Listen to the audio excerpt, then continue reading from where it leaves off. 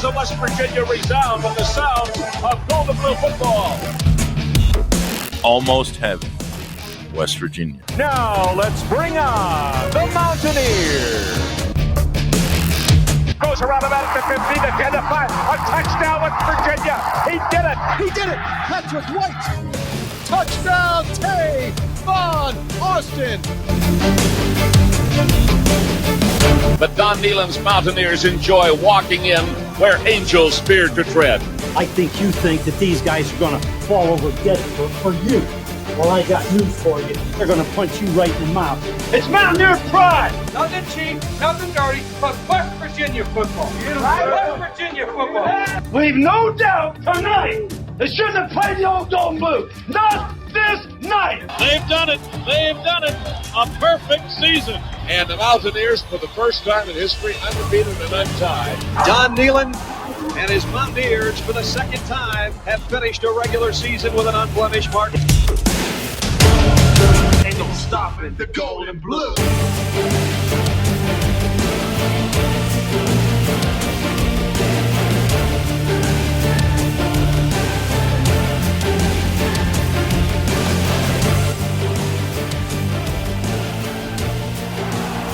And now recorded from the CRW studios in Almost Heaven, West Virginia, it's the Country Roads webcast with your host, Jordan Cruz. What's going on, Mountaineer Nation? Welcome back to the CRW podcast here for episode 212 here in season 7. Our preview of the regular season finale for the Mountaineers as they travel to Lubbock to take on the Texas Tech Red Raiders, and we'll get into the preview of that game momentarily. We'll break down each side of the ball. I'll give my key to victory and my score prediction. And then, of course, following that, we will wrap up by talking a bit about this Big 12 conference, this crazy final week that's going to decide who goes to play for the Big 12 Conference Championship game. We'll get into the games that are occurring this week. A lot of them have a lot of course, impact on how that ends up happening, who ends up going to that title game. I'll make my picks for those conference games this week, and we'll talk about the scenarios that could play out to see who could end up potentially being in the Big 12 championship game at the tail end of this episode. So that's a little bit of what you can expect here on the slate for episode 212, our Texas Tech preview and predictions here on the CRW podcast. But obviously, one of the main things you're here for is to talk about the Mountaineers taking on the Red Raiders. Final game of the season. West Virginia comes into this one 6-5 overall, 5-3 in the conference, whereas Texas Tech comes into this one 7-5 overall, but also the same conference record as the Mountaineers at 5-3 in conference. West Virginia and Texas Tech have gone back and forth really since the Mountaineers joined the Big 12. 13 meetings, of course, 12 of those coming with them being Big 12 members. The other one was way back in the day, but in the 13 previous meetings, West Virginia has 7 wins. Texas Tech has 6 wins. However, the Mountaineers have not done the best in Lubbock. West Virginia did manage to win last year, 20-13, but of course that was in Morgantown. The past 2 games in Lubbock have been losses, and Neil Brown has never gotten a win in Lubbock, never won a game at Texas Tech. So if West Virginia can find a way to win this one, it would be his first win there at Texas Tech. Of course, Texas Tech's head man, Joey McGuire, now in his 3rd season, and a bit of a interesting matchup here as far as, I guess, the irresistible force meets the immovable object kind of thing you could look at for this one, because one thing we know about WVU this season, haven't played good at home, but have played really good on the road, and especially really good on the road in conference play. West Virginia 3-1 on the road this season, and in Big 12 play, undefeated in away games as well. Haven't lost one yet, whereas Texas Tech has done a good job defending their home field, 4-2 at home this year, so something has to give there. We'll see who has the advantage in that matchup there. Of course, Lubbock, a tough place to play, so always a tall task going there and trying to get a victory, especially when you're talking about a Texas Tech team that's really good offensively. So that's where we're going to dive in now as we get into the preview of the matchups of both sides. Let's start off talking about this Texas Tech offense, because I think that's what you have to lead this thing off with. This offense is impressive. Yet another tough offense West Virginia has to face in this Big 12 conference. They lead the Big 12 in points per game, 37.4 on the season, and they're second in the conference in total yardage, 450 yards per game. Offensive coordinator still Zach Kittley, and he's an impressive guy, obviously, from his days back at Houston Baptist and then Western Kentucky after that, I believe it was, developed Bailey Zappi. He's also the quarterbacks coach there at Texas Tech, and he does a great job developing quarterbacks into absolute studs, and he's done it yet again with Baron Morton, who looks really good. West Virginia had to face him last season, but that was before he really came into his own. That was when Tyler Shelby Shuck was still starting. He got injured. Morton came in. West Virginia's actually faced Morton a couple of times. Last year, not the best results, but the year prior to that, he threw for 300 plus on the Mountaineers, and this year has looked very good. Nearly 3,000 yards passing. He'll go over 3,000 yards in this game against the Mountaineers as he sits at 2,976 yards in the season, 25 touchdowns in 11 games. So that shows you that they will sling it around a little bit, and only 7 interceptions. So a really good ratio there for the Texas Tech quarterback Morton, who has completed 63% of his passes, and he's number 3 in the conference in passing yards. He is the second highest graded player, according to PFF, on the Texas Tech offense with a 78.5 grade. Of course, with him putting up numbers like that, as usual, Texas Tech has some receiving threats. No different this season. 3 different receivers with 500-plus receiving yards on the season. Josh Kelly leads the way as far as receptions are concerned, 80 catches on the season in the previous 11 games. Number 2 in the conference in receptions. He has 873 yards. Then they also have Caleb Douglas with 712 yards, and then Coy Eakin, 557 yards, but he leads the team in receiving touchdowns with 6. Oh, and by the way, their tight end, a big body there, 260-plus pounds, has 5 touchdown grabs in the season of his own there. So you can see they can hurt you through the air, and that's the problem with this Texas Tech team, why I like to call them kind of a pick-your-poison team. This offense is kind of one of those pick-your-poisons because you see these passing numbers. You might think, well, we can only, have a light box, try and play the pass. But if you do that, they have arguably the best running back in the conference still there that can really hurt you yet again. And that, of course, is Taj Brooks, number 2 in the Big 12 in rushing yards. So that means now in back-to-back weeks, West Virginia will face the Big 12's top 2 rushers. You faced R.J. Harvey last week, and now you get Taj Brooks this week, who has over 1,300 yards on the season already. And he missed time this year, if I'm not mistaken, missed a game or two, at least one this season. He also last week really did a good job in the receiving game. They were, giving them the checkdowns. Texas Tech was taking them, led to their victory, and he put up a ton of fantasy points. Trust me, I know. He's on my college fantasy team. I'm playing for the championship in college fantasy because he put up 49 fantasy points last week. So trust me, Taj Brooks, just as much as a weapon as he's ever been there on that Texas Tech offense. He's the highest graded player on that Texas Tech offense with a 79.9 grade. And that's what makes this Red Raider team so hard to defend, and why it has to worry you a little bit if you're a Mountaineer fan with how the West Virginia defense has played. Particularly our secondary pass defense has been our weakness, and this is probably the best passing offense in conference that we'll face. I mentioned Baron Morton is 3rd in the conference in passing yards. The 2 players that are above him are Shadur Sanders at Colorado and Josh Hoover at TCU. WVU doesn't have to play either one of those 2 teams, so probably the best passing offense you'll face here. That worries you a little bit, but the bad thing is when you face these strong passing offenses earlier in the season, like when you played Arizona, you pretty much could just try and go all out to stop the pass. And, if they run for a little bit, they run for a little bit. You can't have that game plan now when you've got Taj Brooks. That's why I call this a pick-your-poison offense that Texas Tech has there, because they can throw it on you, but then if you try and defend the pass too much, they'll run it on you. And they kind of base everything on the numbers in the box. Light box, they'll hand it off, but also they have a lot of throws attached to those run calls, particularly screens. They throw like more than 50% of the passes they throw are screen passes, so you're going to get a variation of quick hitters out to these receivers. If West Virginia plays soft coverage like they have this season, that may hurt them. And then, of course, if you have that light box trying to defend that, quick handoff to Taj Brooks, and he can eat you up on that inside zone. Great running back there doing that, and of course he can hurt you catching the ball as well. And oh, by the way, they'll do all this and use tempo, something West Virginia hasn't really had to defend as much since probably the backyard brawl. They did a pretty good job defending tempo then, but this will be the fastest offense they've played probably since then, and they're really going to turn up the tempo. West Virginia's going to have to do a good job with their communication, and that's what worries you here when you look at this matchup, because West Virginia's had issues in the back end. Communication breakdowns have called coverage breakdowns, not getting lined up, things like that have plagued West Virginia this season. And when you're facing an offense that goes fast, they can really exploit that. So you've got to be worried about this matchup a little bit. Texas Tech's strengths align with West Virginia's weaknesses, unfortunately. So that worries you. This Texas Tech offense has scored 50 plus 4 different times this year, and they've scored 60 plus once. I believe it was 66.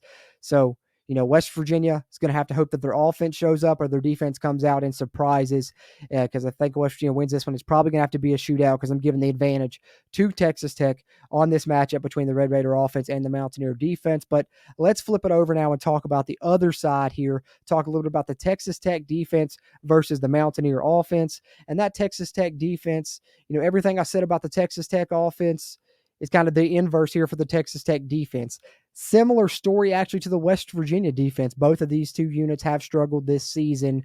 So as far as West Virginia is concerned on the Mountaineer offensive side, you got to hope and expect you're able to move the ball and score some points as well, and stay in this game and make it a shootout, much like Texas Tech's game last week against Oklahoma State, 56-48. Maybe you need that type of game, but you've got a chance to do that with this Texas Tech defense that has not performed well overall this season.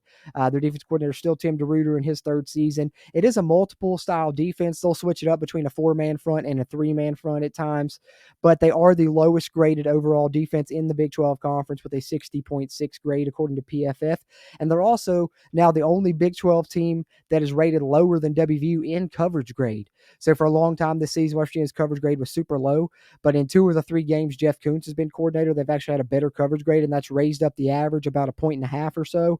And now Texas Tech has a 49.1 coverage grade on the season compared to West Virginia's 51.5. So as bad as West Virginia's secondary has been, according to PFF grades, Texas Tech's secondary has been worse. So, if West Virginia's passing offense isn't able to do something in this game, then that really shows you how arguably inept the West Virginia passing offense is this season, because they've struggled a bit at times in recent weeks, but this should be a chance to be your get right game, and your final game of the season here is against that Texas Tech passing defense. So hopefully Garrett Green, Hudson Clement, Justin Robinson, Cole Taylor, some of those guys are able to have a big game, and maybe this is one of those games where those other guys come in, with Traylon Ray out, with Jaden Bray out, and make plays. We mentioned Dom Collins. Neil Brown talked about him this week. I'm not going to be surprised to get him a snap or two in this game, and he has the potential to make a big play. Like I said, he was open last week, burnt somebody deep. Hopefully he has a chance to do it again. And if he does get a chance to get on the field against this Texas Tech secondary, watch out for a big play potentially from Dom Collins. But as far also, West Virginia may be able to run the ball too. And it's going to be a big game where if West Virginia throws these screen passes, if they hand off to the running backs, that they're going to hopefully be able to make guys miss and make some plays out on the perimeter, make some plays. If you can get the ball to your guys out in open space, it's one of those games where you can make something happen, because not only is the Texas Tech overall defense and coverage been bad, they've been really bad at tackling as well.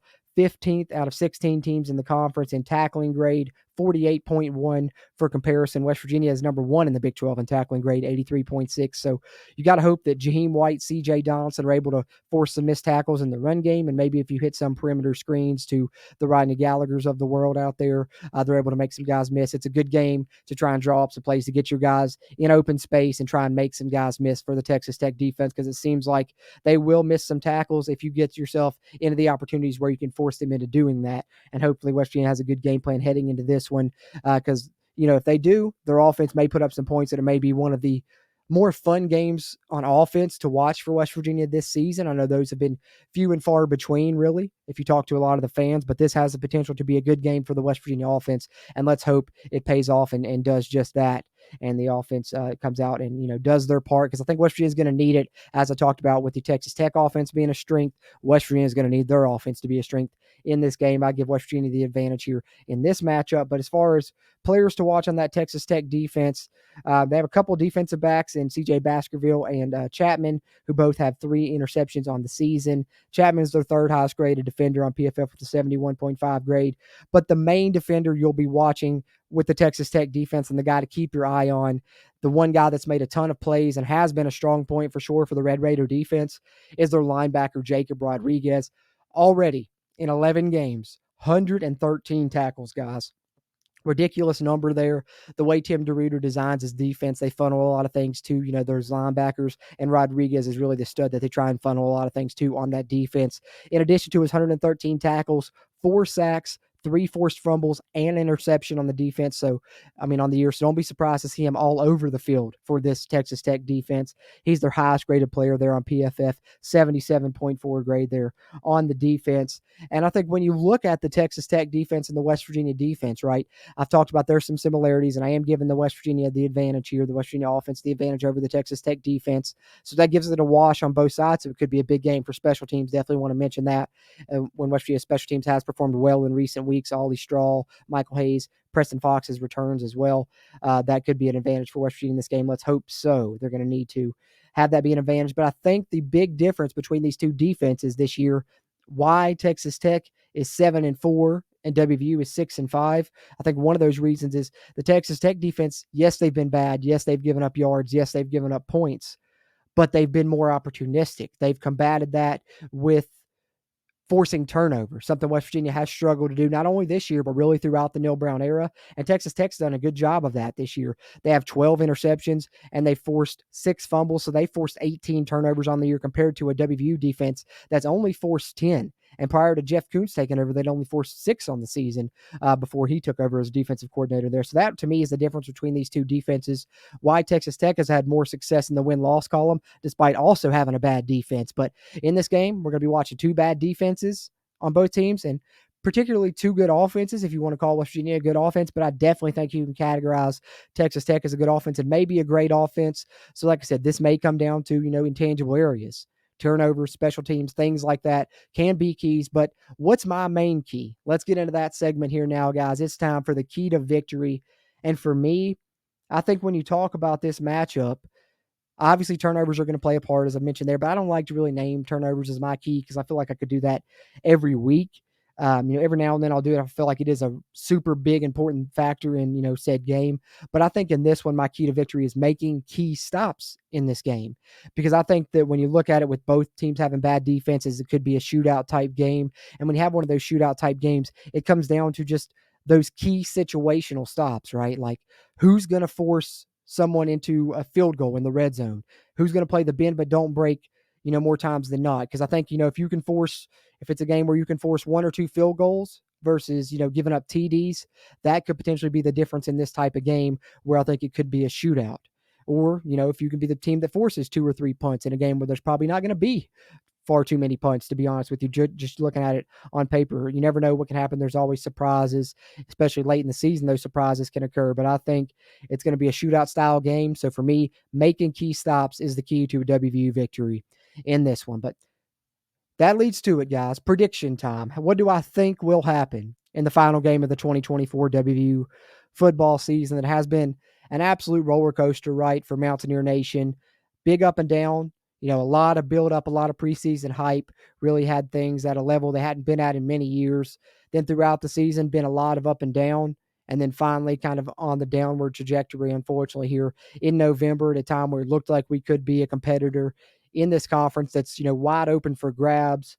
But now West Virginia has reached bowl eligibility, and they have a chance to finish the year either 7-5 or 6-6, and it would also be their 6th conference win, which, as Neil Brown mentioned in his press conference, would be big. But there's a lot of outside noise going on around the program as well, and you got to wonder how that affects this team. I was pleasantly surprised against UCF. The team certainly didn't give up. They came out and played, one of their better performances in weeks and one of their better performances maybe overall and altogether of the season. But you got to wonder going on the road if they're able to do that. I know West Virginia's played well on the road this year, as I mentioned earlier, only 1 loss on the road and haven't lost on the road in conference yet. But for Neil Brown, I'm looking at it from this aspect. I know his future's up in the air, and of course, we'll have an answer to that in probably less than a week's time now as well. But when I look at it from his perspective throughout his era, I think it goes back to something that we've talked about previously, and that's it's hard to pick you to do something when you haven't really shown me that you can do it. Neil Brown's only beaten Texas Tech once, and that was last year at home in Morgantown. Rainy conditions slowed things down. Texas Tech wasn't able to open up their offense and be kind of their normal self. West Virginia held them to 13 points. That's certainly not happening, not with this year's defense that the Mountaineers have at all. So that worries me. The history against Texas Tech on the road, even more so. Neil Brown's never won there. West Virginia just typically doesn't play that well in Lubbock overall in general. And then also Neil Brown's history against teams that are winning teams. And regardless of this result, Texas Tech's going to finish the year as a winning team. It just depends if they'll finish 8-4 or 7-5. We know Neil Brown hasn't beaten many winning teams this season and hasn't beaten many winning teams overall in his career. So all of those factors going into it, and then just the matchup I don't think is good for West Virginia when you're talking about how Texas Tech's offense is really good throwing the football for one, which is already a bad enough matchup for West Virginia, but they also have that balance with one of the best running backs in the conference.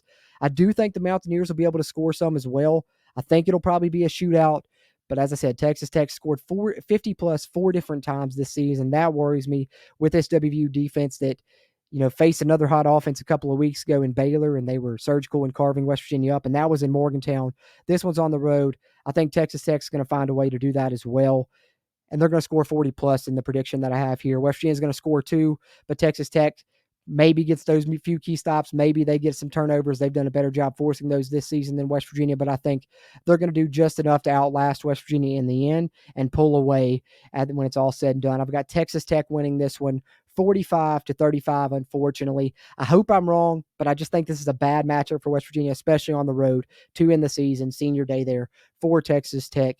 But hopefully, like I said, I'm wrong. We're rooting for the Mountaineers. We want to see a 7th victory on the season and then finish off strong in a bowl game with whoever it is at the helm in that bowl game. Don't know if it'll be Neil Brown. Don't know if West Virginia will have an interim in place or what's going to happen there. But, of course, as news on that comes in, we'll report on that here on the Country Roads webcast as well. But as far as the game against Texas Tech to close out this 2024 season is concerned, that will do it on my thoughts in that one, which, crazy enough, our final preview and prediction show of the season here, save for, of course, the bowl game still upcoming. We'll have one out for that, but it's been a lot of fun to cover this team throughout the season. We'll continue to cover them moving into the off season with transfer portal news, recruiting news, staff news, anything that comes along there. So be sure, follow us here on the Country Roads webcast. If you're on the video version here on YouTube, be sure subscribe to the channel. Thumbs up button helps a ton with the algorithm, but we appreciate you guys tuning in on the audio side as well, and appreciate the folks at WVSportsNow.com for hosting great episodes. But with that, let's transition into talk about this Big 12 conference,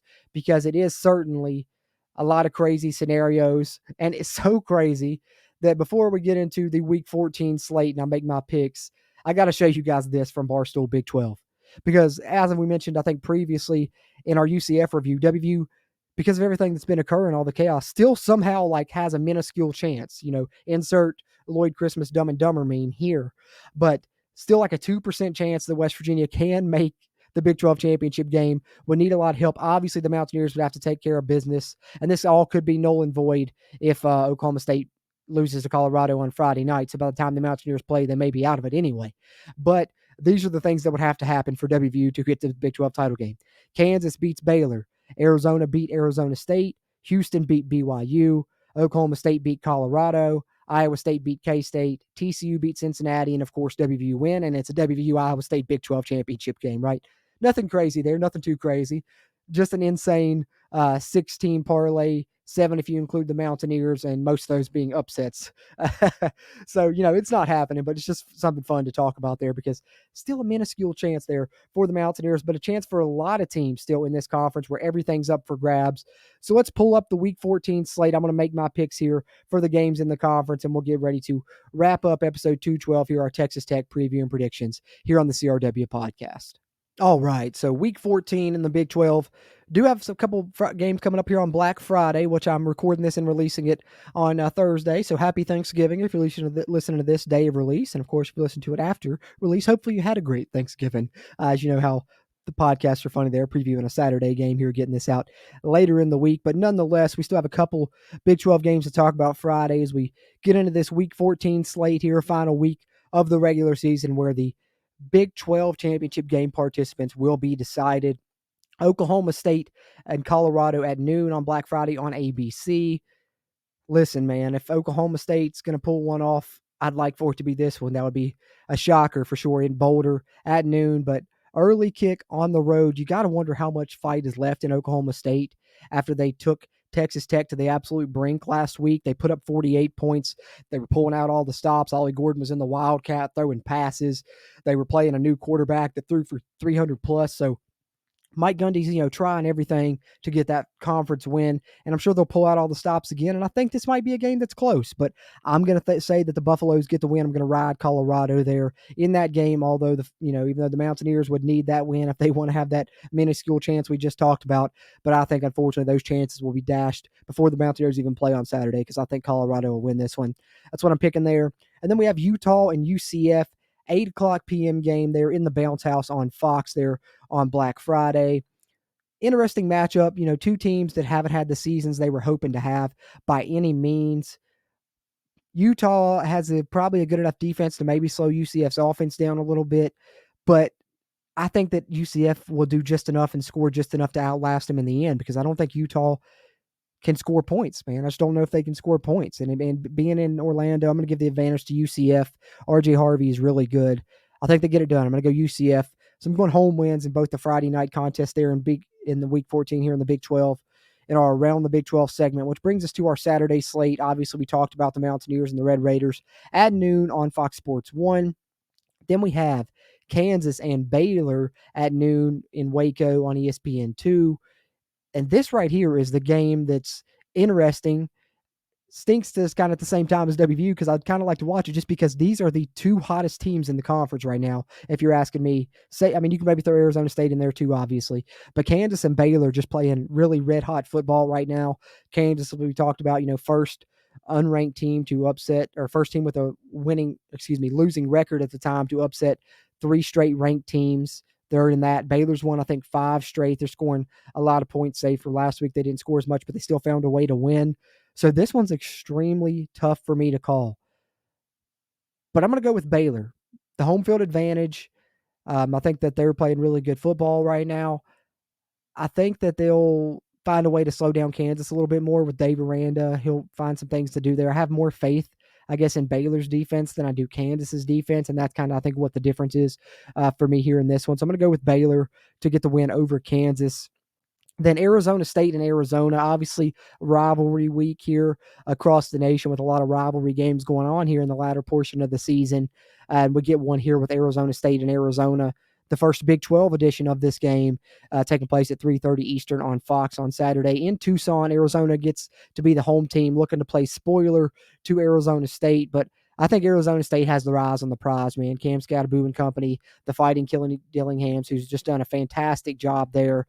Being picked last in the conference to go into the Big 12 title game, what a statement that would make. And I think they're hungry to be able to make that statement true. I think they'll get the win here, head on to the Big 12 title game. Arizona State taking down Arizona on the road. I'm going with that one. TCU and Cincinnati, 6 o'clock Eastern kick on ESPN+. Cincinnati, when we played them, thought they had a chance to be a winning team at the season's end. That's not going to be the case. They're kind of reeling, unfortunately, right now. I think TCU continues to send them that way. The top passing offense in the Big 12. They're going to score some points on Cincinnati. Even being on the road, I think TCU gets the win. Give me the Horned Frogs there in that one. The next one there will be our game of the week. So we'll go to the nightcap first, and then we will bounce back to that one. In the nightcap, it's the Houston Cougars heading into Provo to take on BYU at 10:15 Eastern on ESPN. Obviously, BYU, 2-3 weeks ago looked like they were a sure thing to not only get into the Big 12 title game, but maybe to represent the Big 12 in the CFP. Now they'll need some help to get there, but they still want to keep those hopes alive. So I think that they'll be hungry to win this game, and especially playing at home. They want to prove they're still a good team. They don't want to lose to Houston, but hey, watch out for Houston, man. The one thing that they've shown this year is they can play some defense, even in year one under Willie Fritz. So maybe they keep it close, but I think BYU, like I said, still playing for some things, still some things to play for in a home crowd there with the late kick. Give me BYU getting the win there in that one, which brings us to our game of the week here in our Around the Big 12 segment. I guess this will be our final Around the Big 12 segment. We'll probably get a chance to talk about the Big 12 title game on a live stream at some point, but here in week 14, our final game of the week, and how fitting that it's Farmageddon, Kansas State at Iowa State in Ames, Iowa, 7:30 Eastern on Fox, with Big 12 championship implications. Iowa State and Arizona State, if they handle business, likely the two participants to play for the Big 12 championship game. Iowa State, one of the favorites now. And Kansas State, who looked like they were going to be a while ago, now would need some help also. But obviously, if they win this game, it's going to really help their chances a ton. This one's going to be crazy to see how it goes. Rivalry game, two teams that have both been, competitors that looked like maybe the top team in the conference at different points this season. Kansas State bounced back last week, but I think Iowa State's got a lot to play for. I think Ames will be a madhouse at night with a potential berth in the conference championship game on the line. I think the home field advantage, Rocco Becht playing well, and Iowa State with their eyes on the prize is going to give them just enough of an edge to close this one out in a late game victory over the Wildcats. I'm going with the Cyclones in the game of the week in the Big 12 conference. So those are my picks here in Around the Big 12 segment here in week 14. And now that we've talked about that, let me pull this up just to talk about some of the scenarios real quick before we wrap up episode 212 here of the CRW podcast, our Texas Tech preview and predictions. But here is the title game tiebreakers as released by the Big 12.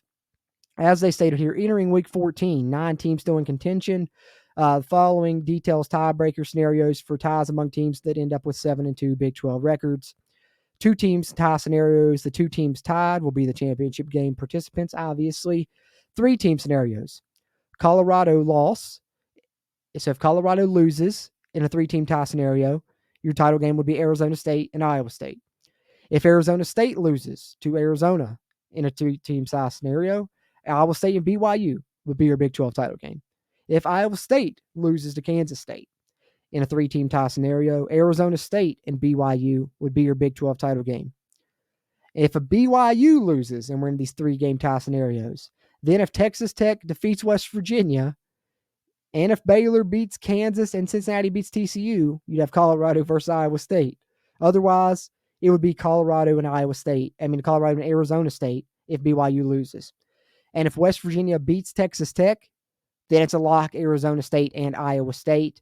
And then your 4-team tie scenario is automatically Arizona State and Iowa State. So by the looks of it, the matchup that looks most likely is Arizona State and Iowa State here by the looks of this scenario. 4 teams who are 5-3 entering the week, they must win and see at least 3 of the 4 6-2 teams take a loss. West Virginia's in that scenario, Texas Tech's in that scenario. So those are very much unlikely right there thus far at this point in the season. So, just to kind of give you guys, one more update as to what they're talking about as far as standings are concerned, let me pull up the standings here and give you guys an update here to wrap up the episode of where things sit in case you guys missed the UCF review episode. You can see 6-2 in conference, Iowa State, BYU, Arizona State, and Colorado. With Colorado needing a lot of help, Arizona State, BYU, and Iowa State, you're most likely to make the title game. With Arizona State and Iowa State, the most likely matchup there. Kansas State 5-3, Baylor 5-3, Texas Tech 5-3, TCU 5-3, and West Virginia 5-3 would need multiple things to incur, plus of course win their games to have a chance there. So, Kansas State, the most likely of those 5-3 teams to make it, considering they're playing Iowa State and give one of the two loss teams their 3rd loss. But with the way that I predicted things there with my Big 12 game picks, I'm expecting Arizona State, Iowa State, Big 12 championship game. But it could go a lot of different ways. How about throwing it in the comments there if you're watching the YouTube version here of the podcast episode, your prediction for the Big 12 title game? Who do you think makes it here with these crazy scenarios going on? Who's your prediction to make it in there? Throw it in there in the comments. Always appreciate those interactions. And if you want to interact with us further and share your prediction for the WVU Texas Tech game, you'll be able to do that in a live stream. Of course, it won't be on Thursday this week. It'll be on Friday. But happy Thanksgiving to you guys.